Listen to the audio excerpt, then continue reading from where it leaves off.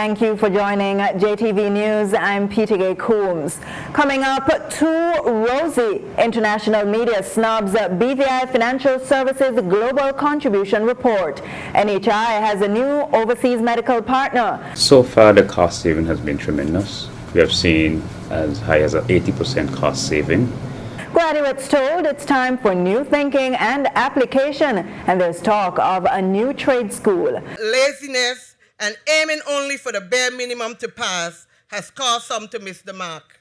It is easier to find a doctor than a plumber. This institution is not a trade school, and we do need a trade school premier. There's an appeal to help preserve endangered turtles. The BVI has gone through an episode where we have had 2 mammals that has gone extinct, and we are trying to avoid history repeating itself. The big story this week, top cop on drug running and gangs. In Caribbean news, government hiring on hold in the Bahamas, and Jamaica's first female prime minister and one of the longest serving MPs bows out of politics. The details of these and much more are next. If you're looking for extra savings and free benefits with car insurance and home insurance, Colonial has just the cover you need. there's a free $250 gift voucher for new home insurance customers too, and 10% car insurance discount if you have home insurance. With a claim service that's quick and friendly. We call it cover without added costs. Call for a quote on 494-8450 or Virgin Gorda 495-6403 or visit cgigroup.com. Colonial, where people come first.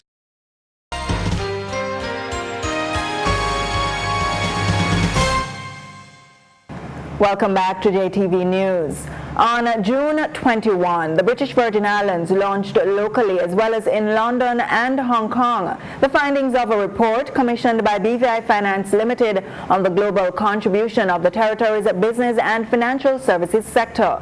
The report, executed by London-based economic research firm Capital Economics, which BVI Finance says cost $154,000, highlights among the significant global contributions over 2 million jobs around the world, $1.5 trillion in cross-border investments, the equivalent of 2% of global GDP, and $15 billion in tax revenues for governments. At the launch of the report in the BVI, this was what Kedrick Malone, Director of the Financial Services Implementation Unit, and Ryan Hulock of BVI Finance Limited had to say about the agenda of the international media and campaigners against financial services in the BVI. There are many agendas in this industry. We're a small country. There are many countries who feel that small countries should not be in financial services. So they've used the media to some extent with misinformation, but this study provides factual information that those same sources will now have to look at and correct. And you as media will now have information to look at what you're reading coming out of the international media and properly assess whether it's factual or not. The BVI is deemed to be largely compliant by international regulators. And that's the same rating that all of our competitors have. That's the same rating that the US have. That's the same rating that the UK have. So if international regulators are going in and saying that BVI is largely compliant, it becomes very apparent that what's being reported in the media is very false. And the backlash from the international media has begun. An article by Tax Justice Network slams the claims by Capital Economics, charging that if the BVI wants to shed its tax haven image, it shouldn't pay consultants. It should establish a public register of its beneficial owners. Citing what it describes as academic work by Gabriel Zuckman, the article accuses the territory of being responsible for the imposition of global tax losses of $37.5 billion every year. It further claims that any investments made via the BVI could equally go through any other conduit jurisdiction, but it is the anonymity of ownership that the BVI sells globally, regardless of the repeated exposure of its entities' involvement in tax abuses and other forms of corruption and criminal behavior, that is its unique selling point. The Tax Justice Network's scathing piece argues that questions over the BVI's political governance and sustainability of its business model are good reasons to avoid investing through a small, unbalanced economy, adding that the claim that $1.5 trillion of investment is routed through the BVI is significantly higher than previous estimates from the IMF. The BVI government has announced that it will be launching its Beneficial Ownership Secure System BOSS, which will facilitate the sharing of information on beneficial owners between the BVI and the United Kingdom on June 30th. Premier and Minister of Finance Dr. D. Orlando Smith said the electronic search engine will ensure there is even greater rigor in systems and processes relating to beneficial ownership. And another article from the Business Insider is entitled, "The British Virgin Islands is trying to prove it's not a tax haven. Campaigners aren't buying it." The story claims that the Capital Economics report paints too rosy a picture of the islands. They argue that the BVI's commitment to zero tax and levels of secrecy encourage financial crimes and allow corporations and individuals to evade tax.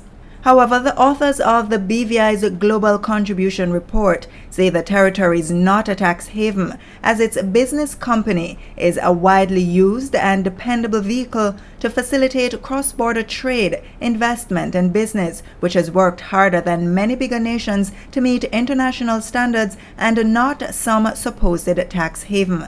The report further states that the BVI has no banking secrecy rules, is not a center for corporate profit shifting, and compares well with other jurisdictions on international standards for transparency, tax information exchange, and anti-money laundering measures. The Capital Economics Report says 28 of the territory's tax information exchange agreements were signed at the start of 2017, adding that the BVI is as transparent on tax issues as the United States and the United Kingdom.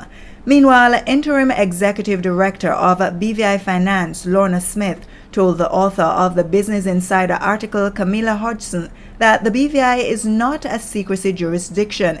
If there is evidence of wrongdoing, the relevant information will be handed over to the appropriate authorities. The article quotes Mrs. Smith asserting that privacy is a universal human right, and I don't see why, for instance, I should know how much money you have in the bank, end quote.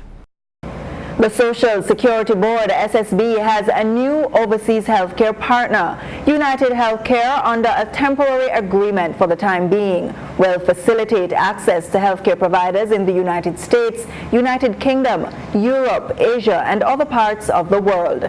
Here is Deputy Director of the Social Security Board with responsibility for the NHI, Mr. Roy Barry, courtesy of GIS. In the event where we need to send a patient overseas, we must have a network coordinated by a third-party administrator, and that is the reason for United Healthcare. Currently, we have a temporary agreement that runs for about 6 months, and it started in March of 2017. Well, based on our experience at this time, I'm confident that they will be in for an extended period. I just need to have a further discussion with upper management, and then we're going to finalize a long-term contract. Mr. Barry says the new contract has resulted in tremendous cost savings for patients who go overseas for treatment. So far, the cost saving has been tremendous. We have seen as high as an 80% cost saving, which proves excellent for not only national health insurance, but also for the patient.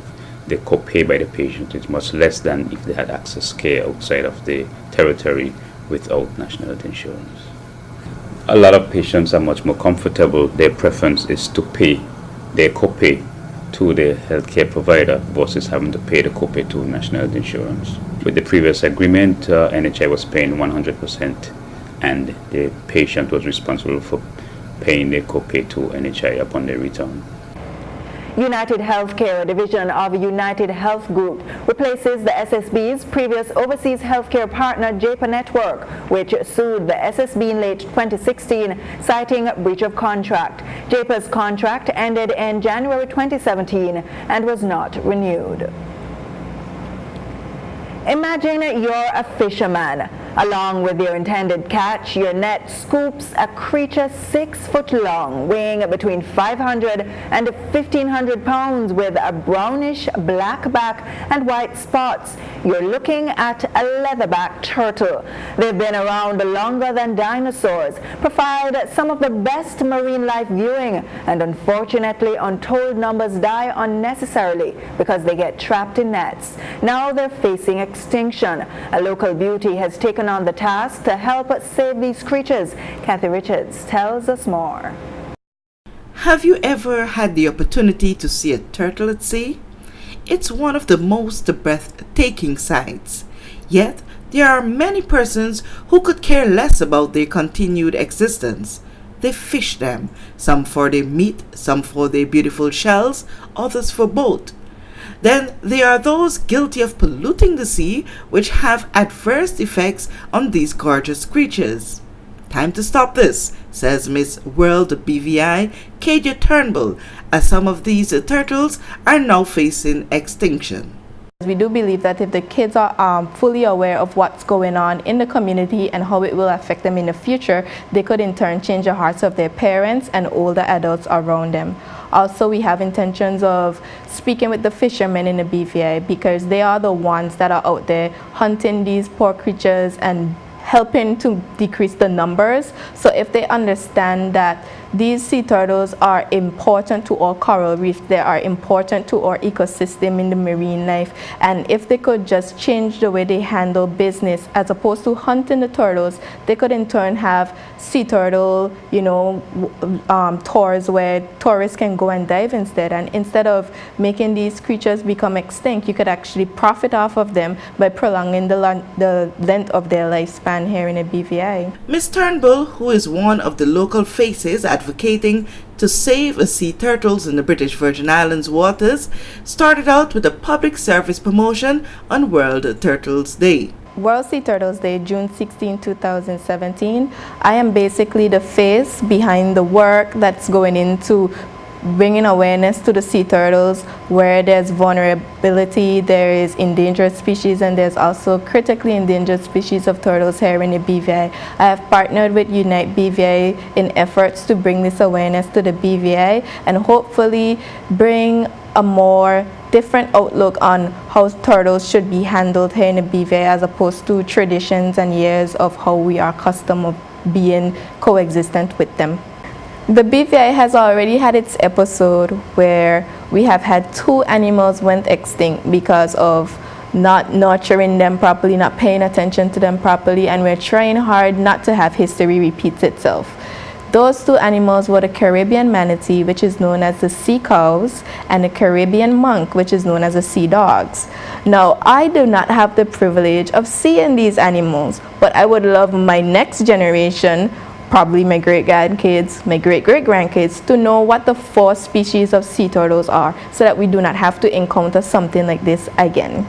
The most endangered are the leatherbacks, which primarily nest on the North Shore beaches of Tortola, Beef Island, and Anegada.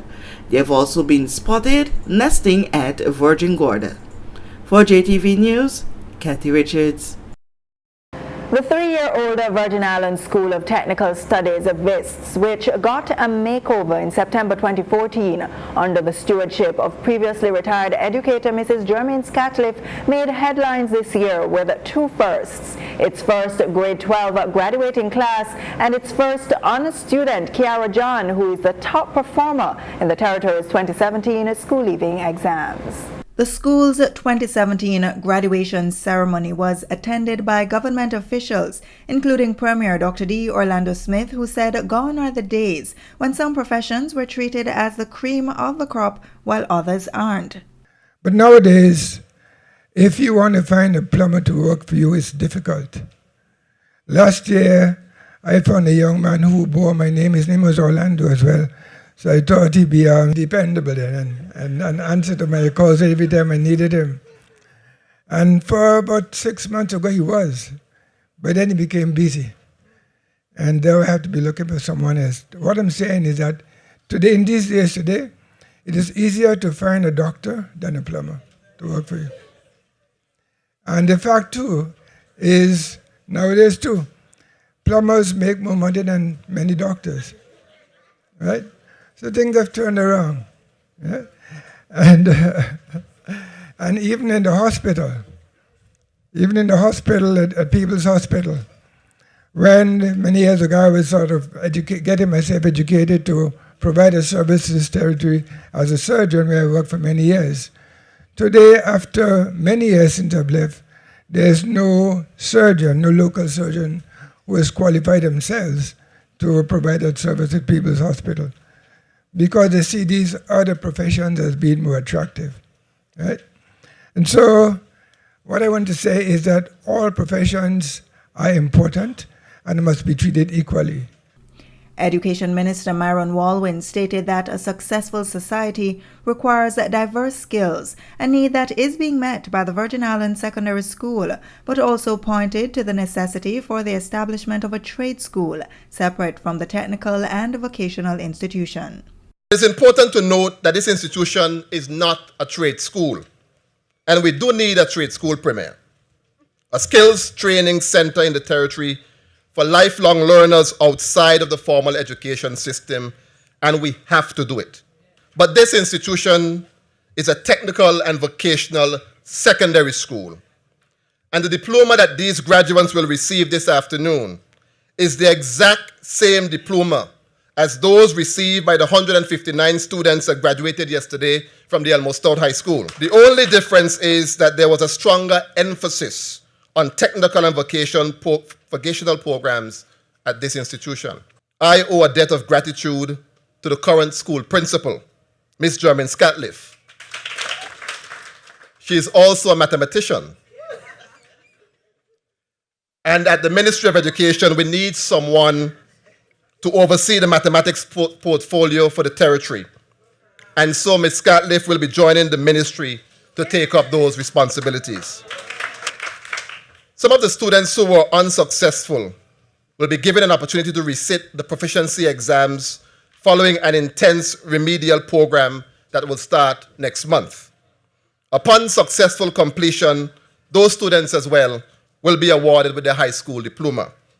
One of the things that I've made very clear to my permanent secretary and the CEO is that we're never going to tinker with the education system. When you put standards in place in education, you must hold everyone to the same standard.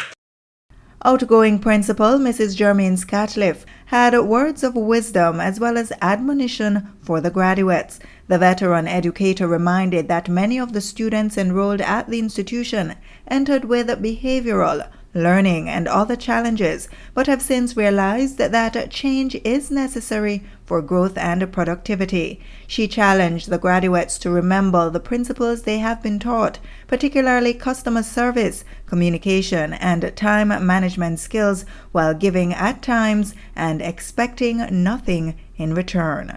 We celebrate only 8 students today who have met 4 requirements for graduation, and we have another 5 students who only need to qualify with the exit math exam. The majority of the remaining students need only one subject to fully meet the requirements for graduation. Looking at where these students came from and what they have accomplished is greater than the percentage pass of 33%. If we compare the performance of our students to the top school, we would realize that our performance is greater in comparing our 4% high honor students to their 2%. All 24 of you had the potential to excel, but laziness and aiming only for the bare minimum to pass has caused some to miss the mark. Learn from this experience and do not take situations for granted, hoping that a one will be waived and accomplishments will be realized. Still to come on JTV News, in the big story, illegal drugs and gangs in the BVI. But first up are the news making headlines in the Caribbean.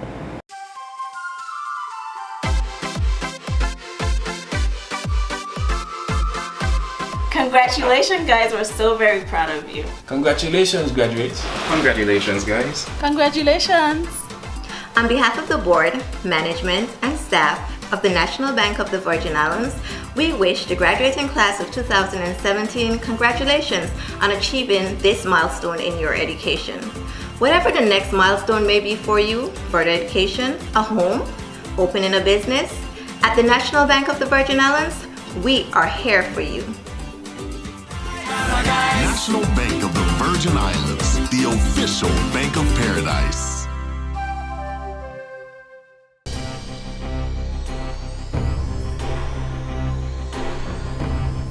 Just over a month after taking office, the new government in the Bahamas is wasting no time in getting a handle on things. A public service hiring freeze has been implemented. Prime Minister Dr. Hubert Minnis has accused the previous government of engaging in a wild hiring spree in the months leading up to the May 2017 general election, racking up a bill of $14 million. The details in this report from Clint Watson of ZNS in the Bahamas. State Minister for the Public Service, the Honorable Brenzo Roll, says they've put on hold for the time being all hiring within the public service. This measure has been put in place so that the public service could get some handle on what the number of employees that are in the public service. Minister Roll says under the former administration, things were out of control to the extent that there appeared to be two Department of Public Services operating. It seems as if to me that the former government had a parallel public service, and as a consequence, each ministry appeared to have been hiring individuals without any reference to the public service generally, and so a considerable amount of individuals are out there in the service.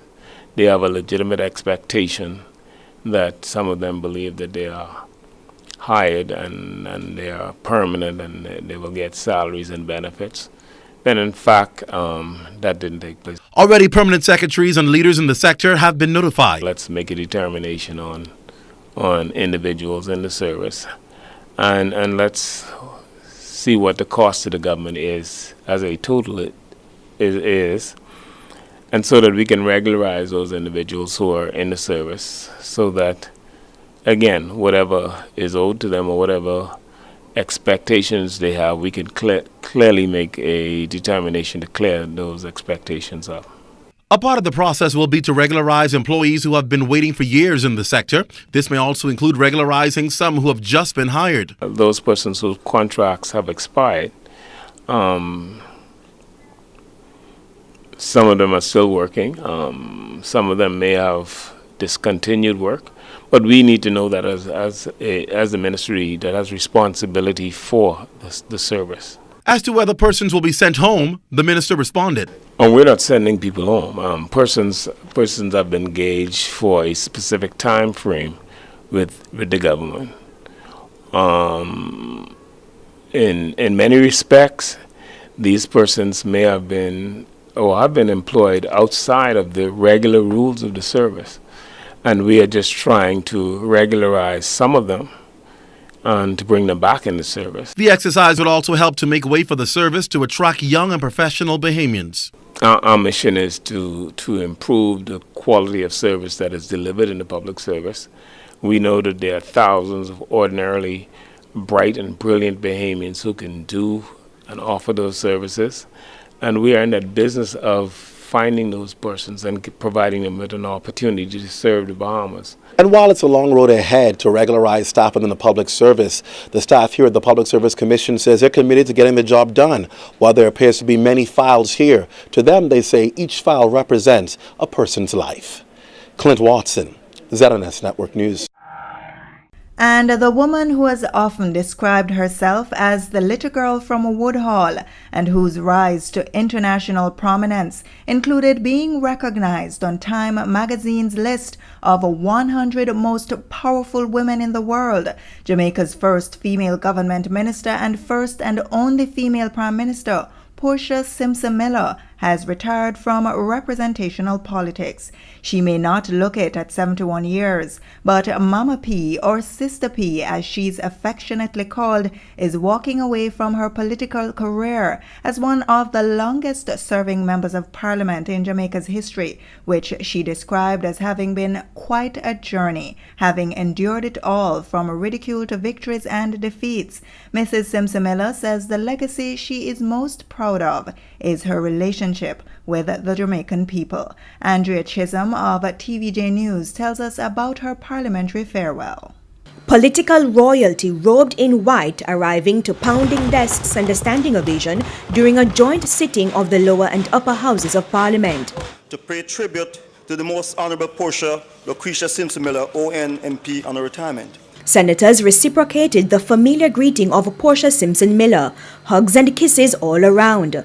The history-making moment was evident through the presence of former Prime Ministers Edward Seaga and P.J. Patterson, as well as Speaker of the House of the Assembly in the Cayman Islands, Makiva Bush.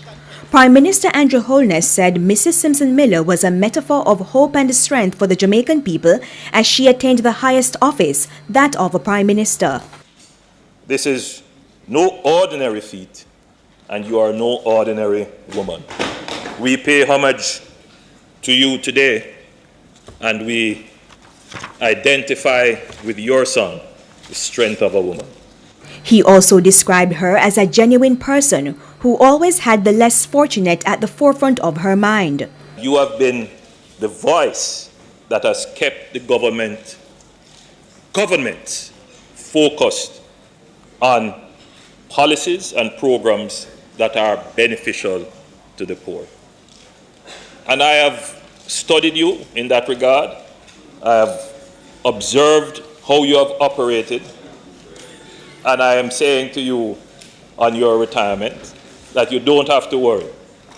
There is a new defender of the poor people of Jamaica. The current leader of the opposition recalled Mrs. Simpson Miller's contribution as Minister of Tourism, Sport and Labour. It is indeed indisputable that during her tenure as Minister of Labour, the confidence that she inspired in both the labour movement and the employers contributed greatly to ensuring stability in the industrial relations climate in the country in what was admittedly a very difficult economic environment. It was very visionary on her part to have created a Ministry of Climate Change, and I heard the Prime Minister speaking about that, and asked me to administer that named portfolio.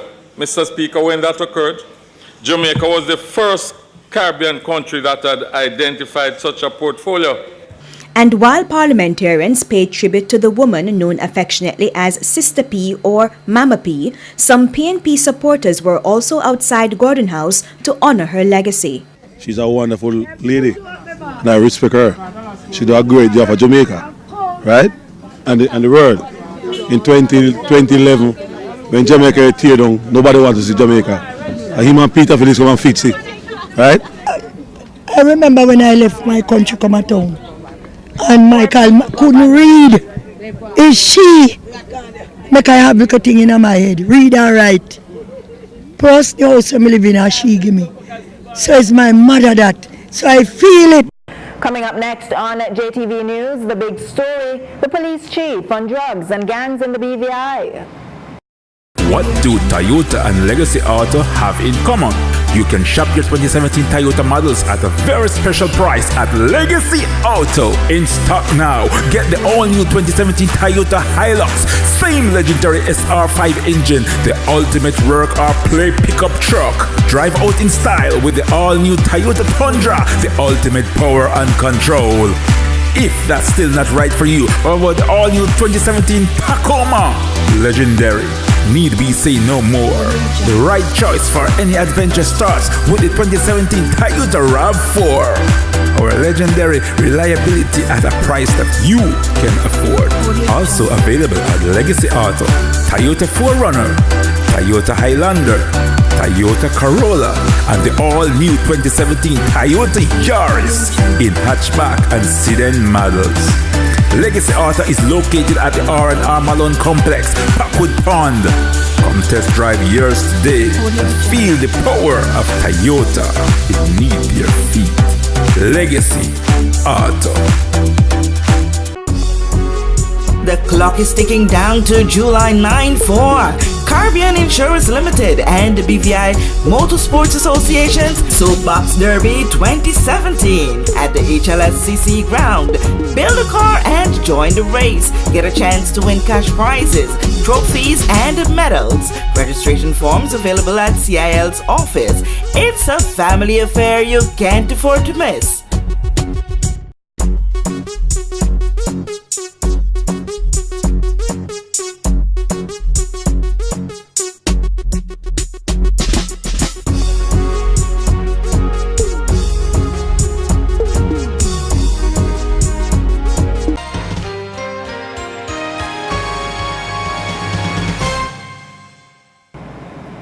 Welcome back to JTV News. This week's big story in part 2 of our discussion with Commissioner of Police Michael Matthews. He tells us about the challenges with gangs, domestic violence, and the implementation of curfews in communities being overrun by criminals. He begins by telling us about the difficulties of policing illegal drug operations throughout the territory. We are still tackling the monster of drugs coming into this territory in significant quantities on occasion. There are a small group of criminal offenders who are seeking to bring into the territory large quantities of cocaine, sometimes cannabis, with a view to not necessarily it remaining in the territory, but transporting it through and onto the United States. So we're working very, very closely with the US authorities to tackle some of that, and we are having success. The problem with the success against drugs and the fight against drug crime is you don't always see the success here locally in the Virgin Islands. Okay. Sometimes we'll work with the authorities, we'll provide intelligence or information that means that a shipment of drugs gets interdicted in another country. But as far as I'm concerned, if that stops those drugs coming here, if that keeps those drugs away from our people and our children, that's a good news story, and I don't need to take the credit for it. So working very hard, but yes, it is still a problem. Okay, what is one of the major challenges you're facing in that area? Acceptance. Most people think that it's an easy way to make a bit of money. Getting a kilo of cocaine sneaked in is worth thousands of dollars to somebody in the right place. People are very easily tempted by the size of the payout that they can get from just perhaps breaking the law once or twice. But I think when it really comes home to me of the sadness of the situation, and this isn't unique to the Virgin Islands, but when you get young kids trying to sell drugs in our schools, in our classrooms, that's when it's going wrong. And I go back to, what are we going to do as a society to stamp that out? And part of that is it shouldn't be acceptable. People do ask me, however, about, the cannabis issue.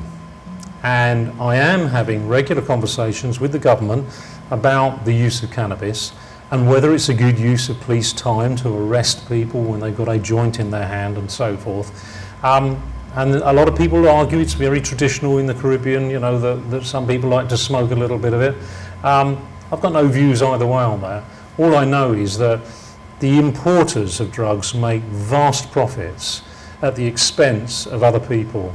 And drugs ultimately lead to misery for families, for young people. And so all the time I am here to enforce the law.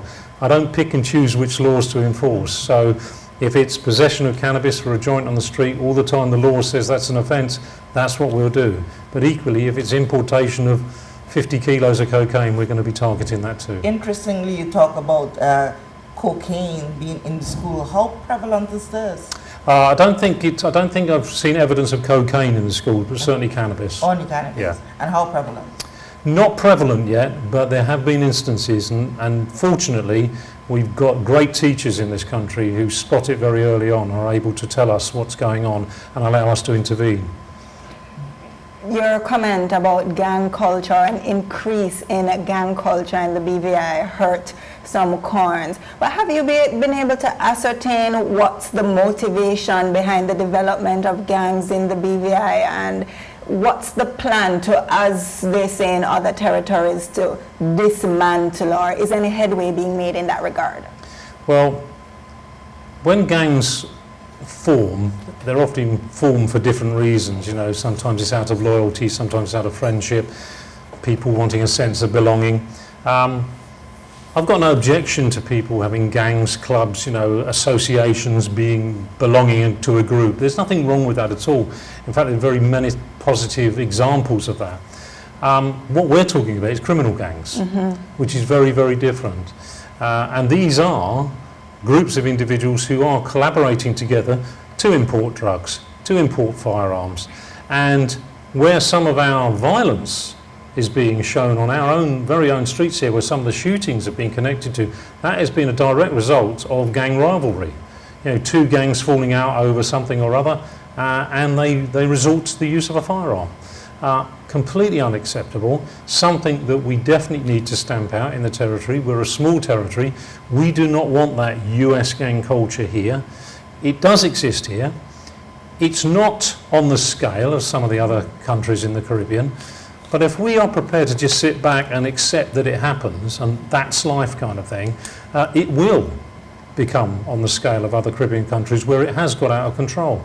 And, I point the finger at, I start at families and parents and I say, do you know what your kids are doing of an evening? Do you know who they're hanging around with? Do you know if your child is a member of a gang?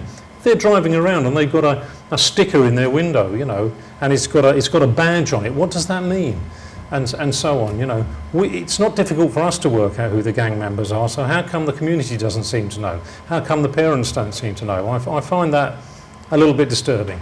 So then some persons would want to ask at this point, so then why not curfews to help the parents and the communities to help themselves? Well, I got asked recently about whether, there should be an entire curfew on the East End, and my point that was made then is the same point now, is that, you can't punish everybody for the behaviour of one or two individuals.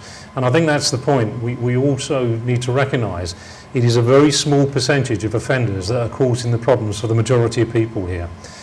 But I do agree that in appropriate cases there may be other ways of tackling their behaviour, either through the courts or through support of the social services to actually make sure that their behaviour is more controlled. That might mean a curfew, for example.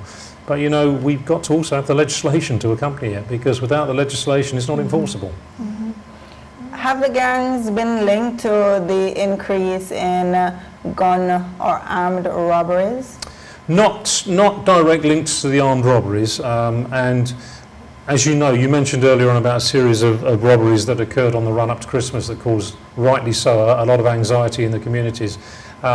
Our work to date on them has indicated that they're not all linked. Some of them were linked, but they weren't all linked. Some of them are opportunist, where an individual would just walk into a store, hold up the cashier with a gun, through to quite organised crime. But the gangs tend to be more dealing with drugs importation, dealing with firearms, and the retaliation that's going on between them.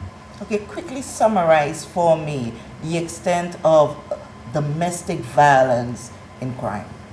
Right, well, as we've seen recently, and whilst I can't obviously comment on the particulars of the most recent murder in this territory, because an individual has now been charged and we have to let the court do its business, I think it is fairly common knowledge that people know that was two people living in the same household.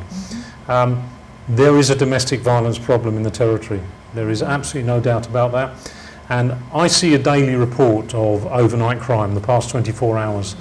And it would be fair to say it's rare, extremely rare, that there is not something on that report every day about domestic violence.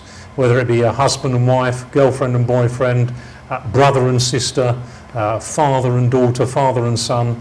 And it seems that tolerance doesn't exist. It seems that we go from an extreme of falling out to an extreme violent act. I'm told, for example, that if somebody's disrespected, then their response to being disrespected may well result in violence. I just don't understand that. That is not part of my psyche. We should treat everybody respectfully, but not everybody is respectful. But that doesn't mean we have to resort to violence. Whatever happened to, the good old let's sit down and sort this out and have a conversation. But again, it's not unique to the territory, domestic violence. But I think the problem with the issue here is we are a small community, and when something related to domestic violence happens in the extreme, it impacts severely on the community. Everybody feels it, and I think everybody must be feeling, you know, what happened recently here in the Territory. They must be reflecting on their own home circumstances and thinking, my goodness, how did that happen in someone's home?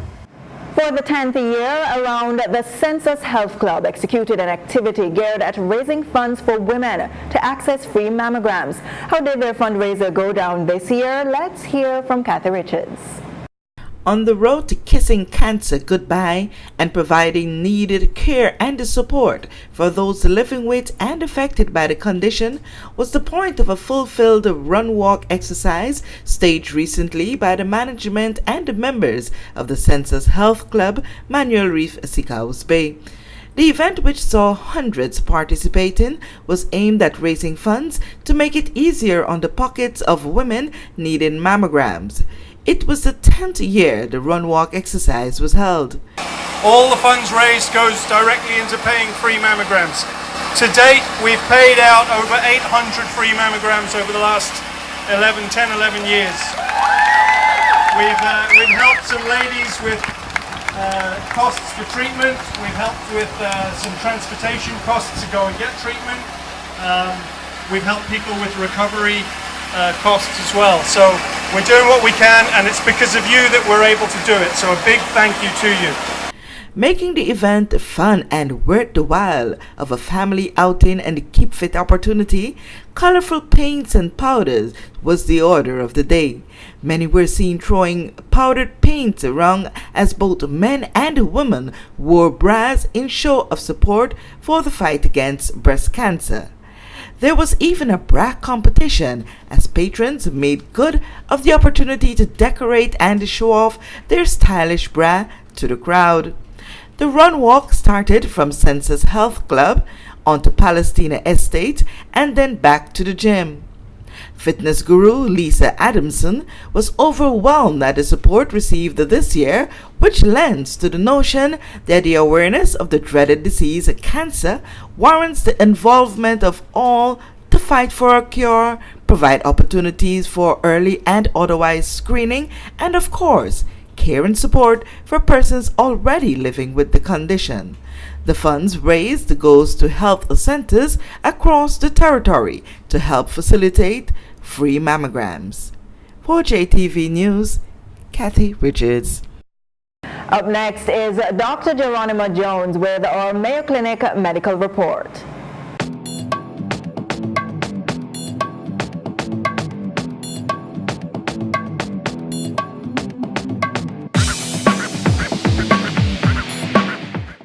Eureka, located in the British Virgin Islands. Come, discover Eureka Medical Clinic, which provides the most complete medical services in the Virgin Islands.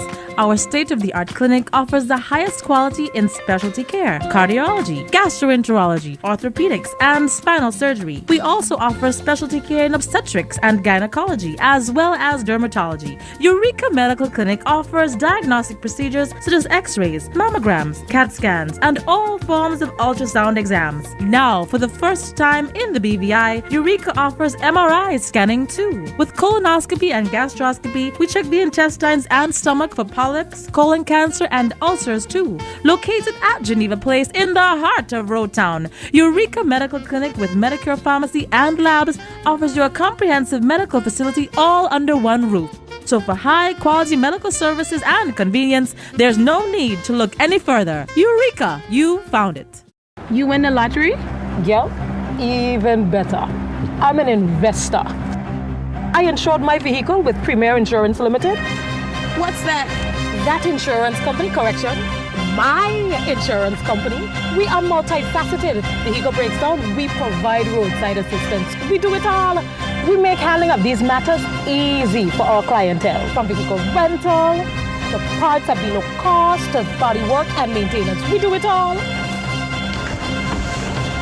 Captain, where you going? I gotta change my insurance. I want to be an investor too. Quality services and better benefits. Shares available to policyholders after 3 years. 0 deductible for third party. Free roadside assistance with policy. Discounts for government employees. Special rates for drivers under 23 and older.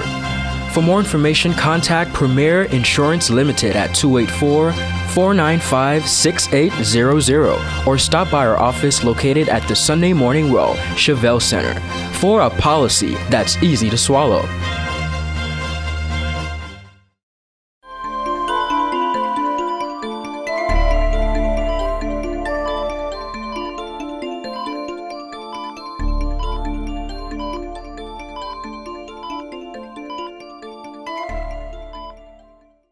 If you're struggling to get at least 7 hours of shut-eye every night, it might be because of what's called your sleep hygiene. That's the term doctors use for a series of habits that influence sleep.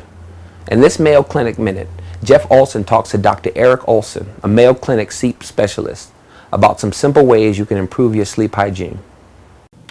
They say timing is everything, and it's definitely true with sleep. That scheduling is really important. Mayo Clinic sleep specialist Dr. Eric Olson suggests making bedtime a fairly firm time. Perhaps a schedule that doesn't fluctuate greatly, but always is allowing at least 7 hours of sleep opportunity, recognizing there may be a little bit of play between weekdays and weekends. Stick to a schedule and address your stress by getting out in front of it. If you usually go to bed around 10 o'clock, try scheduling in 30 minutes of worry time, maybe at 6:30, so there's less on your mind later when your head hits the pillow. Also, pass on that nightcap. It may help you get to sleep, but as the night evolves, it may not promote good sleep. And once you're in bed, don't let technology be your nightlight. Light is used by our brain as an alerting signal, so it doesn't make sense to get that stimulus and then try to fall asleep. Take away the technology, add a comfortable mattress and room temperature, and you should be able to go from awake to Z's. For the Mayo Clinic News Network, I'm Jeff Olson.